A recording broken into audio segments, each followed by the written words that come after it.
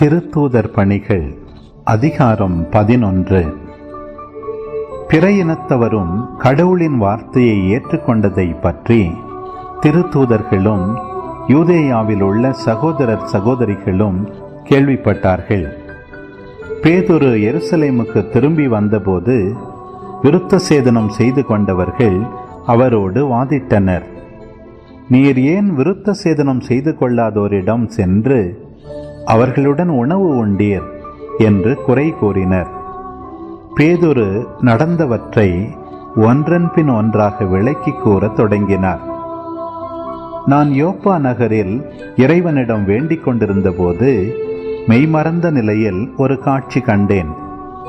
பெரிய கப்பற்பாயை போன்ற ஒரு விரிப்பு 4 முனைகளிலும் கட்டப்பட்டு வானத்திலிருந்து இறக்கப்பட்டு என்னிடம் வந்தது. அதை நான் கவனமாக நோக்கிய போது தரையில் நடப்பன, ஊர்வன, வானில் பறப்பன, காட்டு விலங்குகள் ஆகியவற்றை கண்டேன். பேதுரு, எழுந்திடு, இவற்றை கொன்று சாப்பிடு என்னும் ஒரு குரல் ஒலிப்பதையும் கேட்டேன்.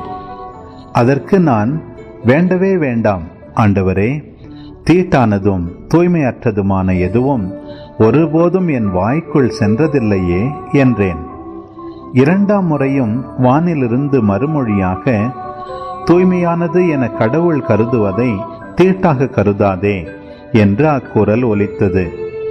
இப்படி 3 முறை நடந்த பின்பு யாவும் வானத்துக்கு மீண்டும் எடுத்துக்கொள்ளப்பட்டன.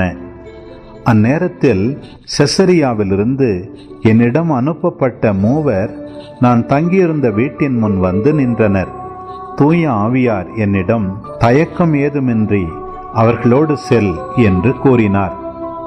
உடனே நானும் இந்த 6 சகோதரர்களுமாக அந்த மனிதர் வீட்டுக்கு சென்றோம்.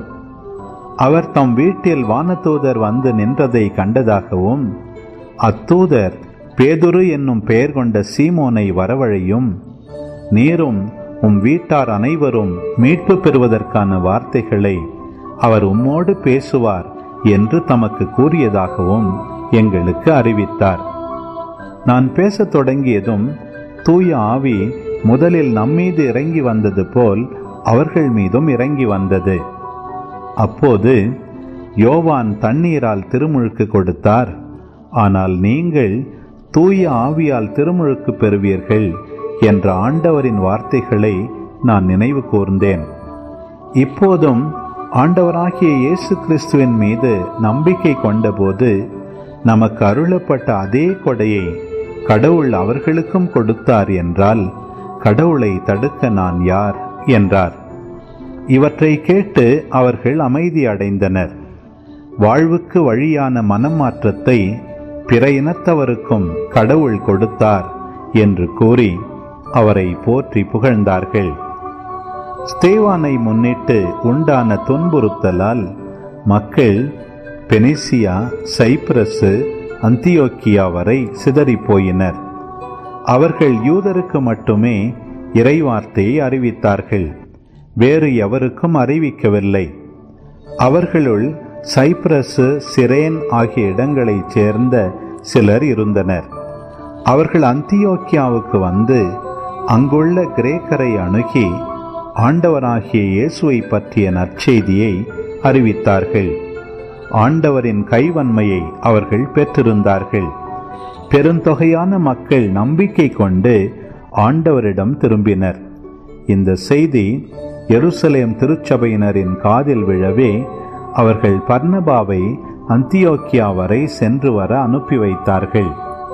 அவர் அங்கு சென்றபோது கடவுளின் அருள் செயலை கண்டு மகிழ்ச்சி அடைந்தார். மேலும் உறுதியான உள்ளத்தோடு ஆண்டவரை சார்ந்திருக்குமாறு அனைவரையும் ஊக்கப்படுத்தினார். அவர் நல்லவர், தூய ஆவியால் ஆட்கொள்ளப்பட்டு நம்பிக்கை நிறைந்தவராய் பெருந்திரளான மக்களை ஆண்டவரிடம் சேர்த்தார். பின்பு சவுலை தேடி அவர் தர்சு நகர் சென்றார். அவரை கண்டு அந்தியோக்கியாவுக்கு அழைத்து வந்தார்.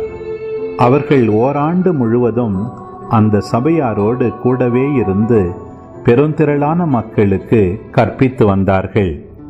அந்தியோக்கியாவில்தான் முதல் முறையாக சீடர்கள் கிறிஸ்தவர்கள் என்னும் பெயரை பெற்றார்கள். அப்போது ஒரு நாள் எருசலேமிலிருந்து இறைவாக்கினர்கள் அந்தியோக்கியாவுக்கு வந்தார்கள். அவர்களுள் அகபு என்னும் பெயருடைய ஒருவர் எழுந்து நின்று தூய ஆவியாரால் ஏவப்பட்டவராய், உலகமெங்கும் கொடிய பஞ்சம் ஏற்பட போகிறது என்று முன்னுரைத்தார். அது கிளாதியோ பேரரசர் காலத்தில் ஏற்பட்டது.